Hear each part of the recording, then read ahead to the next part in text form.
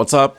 We're doing another Score the Pour because our first one was so wildly successful with like 150 views or something like that. I know, we're really blowing the numbers out with that one. Hey, man, we're very much whiskeytube influencers, I think, at this point.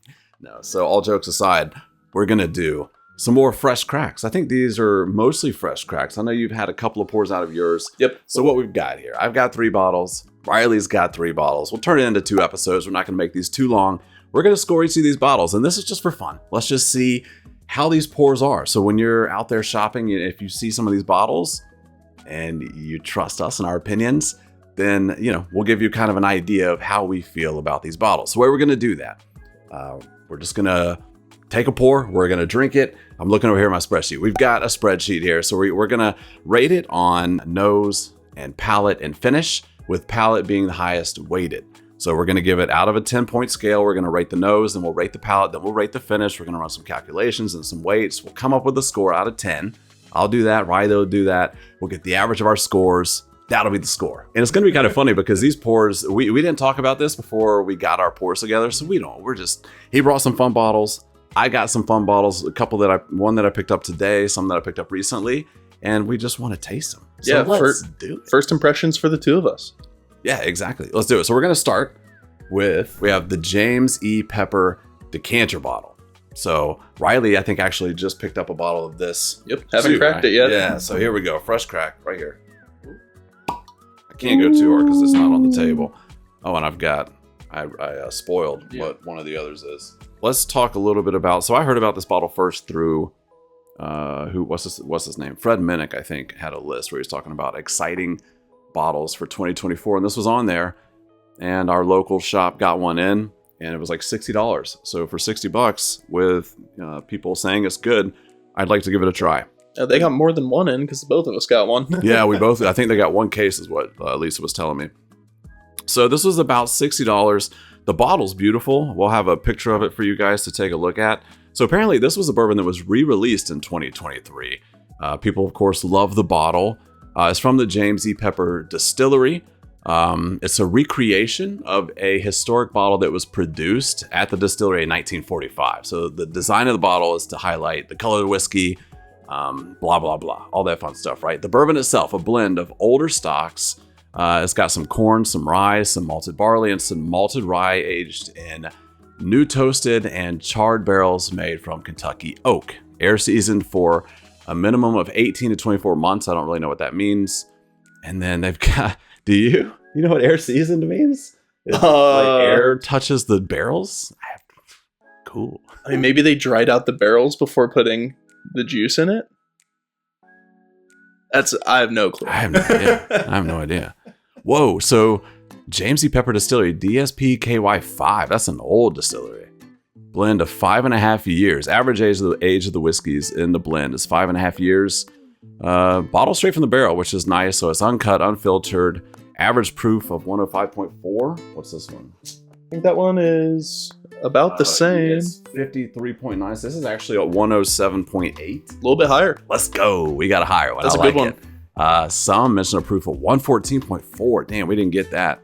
I can't be that lucky. Though.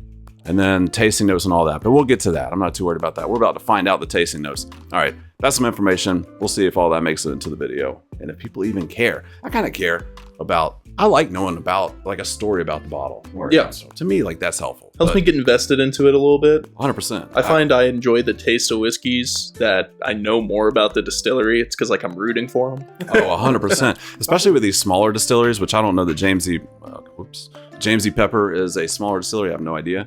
An old one though. Let's get into it. Enough about that. The most important thing. Cheers. This isn't any good. Nose is pretty classic. Yeah, super sweet. So include a nose. I'm gonna cheat and look at some of these notes. Toasted oak and where's walnuts. the fun in that? Because I suck at this. I need like a hint. Like you're good at the things. For me, I'm just like, it smells good. It's very like vanilla ice creamy on the nose to me. It is very sweet like that. Yeah, super sweet. It could be that I've heard some people say, I have a couple friends that are very into this bottle, and they say it's very grain forward, which makes sense with the blended mash bill. So I'm excited to. Boy, you nailed it with that ice cream note. All right, so let's give it a number for the nose before we go too far. I like to just get in here. Let's give it a number. What do you think? That's hard because, like, this is the first one. So we're setting the baseline here. And if I'm going to set a baseline, like, it's a very good nose. It's a very good nose. I'm going to go a super nice number, 6.9. Yeah, I was just going to go 7. So we're in the same spot with it. It smells terrific, really. I think it's a great smell. I'm just expecting some pours that we have later to knock it out of the park. Oh, for sure. And, you know, and we're starting with, just so you guys kind of understand how this is going to be structured today, we're starting with the lowest proof and we're going to work our way up to the highest proof because that makes the most sense. All right, the nose was pretty great. Actually. Yeah, it's a very good nose for, what, $60 bottle? Oh, yeah. Dive it in.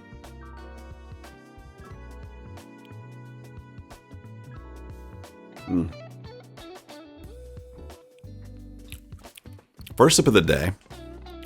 Yeah, no warm up. That's easy to drink. It certainly is, but that finish. There's something on that finish that I'm liking, though. Do you like it or not? I kind of like what's happening here. I don't dislike it. It's super grainy.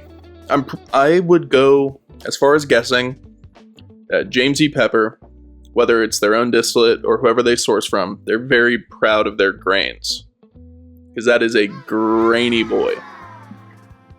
So if you don't like grain, this might not be a bottle for you. Actually, I'm digging the grain.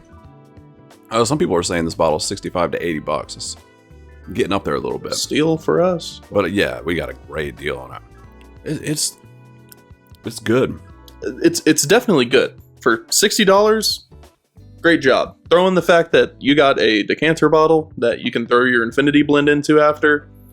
Yeah, even more so. Well worth the price. I get nervous when I see a bottle that looks that nice. I'm like, I do. What are you hiding? And they're hiding nothing. I mean, look at that bottle, dude. It's clear. You know exactly what you're getting out of that. That's a beautiful bottle. Props to them. A lot of these decanter bottles that you see out there, they're like $80 starting point, $100. You know, just because they're valuing the visual appeal of it. These guys are like, nah. I mean, we got 5.5-year-old average whiskey. Screw it, $50, $60. Yeah, the age isn't great on it, but it's okay though. It still tastes. There's something in that finish that's great. Right there, at the end of the palate and beginning of the finish, and then it hits me nice and warm right here. It has a Kentucky hug. It does.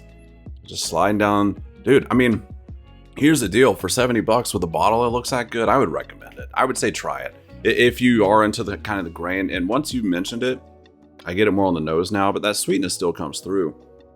I'd say the front of the palate is my favorite part of it. Not counting the nose, because the nose actually is great.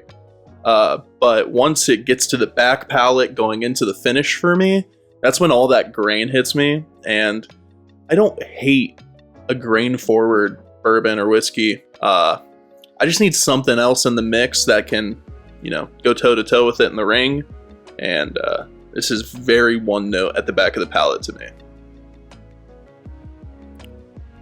Those were a lot of insightful words. That's why you're good, man. You're good at this.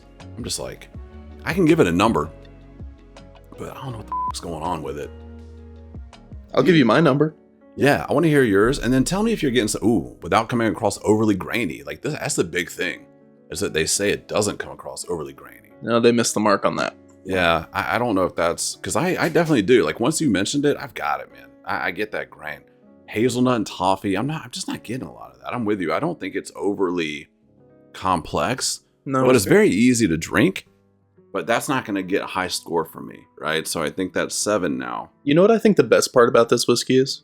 What is it? This is one that you could put on the front of your shelf, and every time you have friends come over, they will not look at your more expensive, nicer bottles because they'll see the James E. Pepper and they'll be like, ooh, that looks nice. Give me a pour of that. I like it. I'm going to see if I can just stick with I'm all for the decimals. Go for it. I'm going to try and hit a number each time, I think, until I can't. Dave Portnoy would hate you. Dave Portnoy. I don't ever watch his stuff. He's the pizza king. Is that what he does? Pizza? I've heard that. He does that. the pizza reviews. Man, that we could do pizza reviews, dude. And we're gonna grow this channel into a pizza review channel. Pizza and bourbon. Yeah, absolutely. And I love coffee. We're gonna get into some coffee, some bourbon, some pizza. Appy and pizza. There you go. Hell That's yeah. the name. That's the name of the Just show. all the things that are gonna shorten your lifespan that you can put into your body. You're for a good time, not a long time, right? Cheers. All right, so here's the deal. I'm gonna give it a number. I'm gonna give the palate. God, I hate to do this. I take it back about the decimals because I think that's gonna be necessary. No, it's not. I'm doing averages and averages. We're gonna get it. I'm just gonna go a 7 across the board on this thing, and that's too high, quite frankly. It just is. I think it's probably more. God. Okay, I'm gonna backtrack. I'm gonna give it a 6.5 across the board. 6.5. Just that's like the final score for me. I think everything was about even. Like I think that nose. Know what? No, I'm keeping the nose. I already rated it. Oh, what? This is a mess already. Here's the deal. I don't know. Whatever. I swear to God, this is my first drink of the day. It's the first drink of the day. 6.5 on the palate with a 6 on the finish, and that's gonna bring me to. I think this is actually the proper score for me. A 6.5 is. I think 6.5. Yeah, I think that's my final score for this bottle. And I think that's actually, I think the right score for me. That's how I feel about it, where it's like, I would recommend it, but a lot of it would be because like the price point was pretty good for me and the bottle is beautiful and it's not bad. It's not offensive. It's not as good as Fred made it out to be. Sorry, Fred. Fred really likes to overshoot everything. A little bit. Sometimes, not everything. Some things. A lot of it. Fair. Larceny A123, guys. Third best bottle. Whatever he said. C923 was the #1 bottle last year. But I love that bottle too. Yeah, is it the best bottle you had last year? No. Exactly. The best bottle I had last year was the Elijah Craig C923 because holy the bottle was amazing. All right, give me some scores. Give me some numbers. What have we got here? We're already at like 20 minutes. We haven't got through the first bottle. This is what ends up happening. And then Riley's like, "Hey, dude, how's that video coming along?" And I'm like, "I got like 2 hours of footage to try and get it down to like a 15-minute video. Just scrape it all down. It's not going great." Give me a number, Riley. What are you thinking, brother? I'm going to kill whatever score you just gave it and make it meaningless in the final score. That's a 5.4 on the palate and a 5.1 on the finish. Yeah, I think that's fair. I really do. I think that's fair. So would you recommend this to somebody? Like, how would you be? So that gives it a total of 6.07. Riley's final score was 5.64, almost a full point below mine. And that averaged it out to 6.07, which again, I think that's about right. And I don't know what a 6.07 means on this channel yet. We'll find out. But I think it means like, I wouldn't go out of my way to buy this bottle. This is not something I would hunt. But if you see it on a shelf for under $70 and you think the bottle looks nice, I think that's a decent purchase. But what do you think? Let's get some final thoughts on it and then let's move on. If you know what you like, which I assume most of us do, and you like those grainy, maybe more crafty notes, this bottle, right up your alley.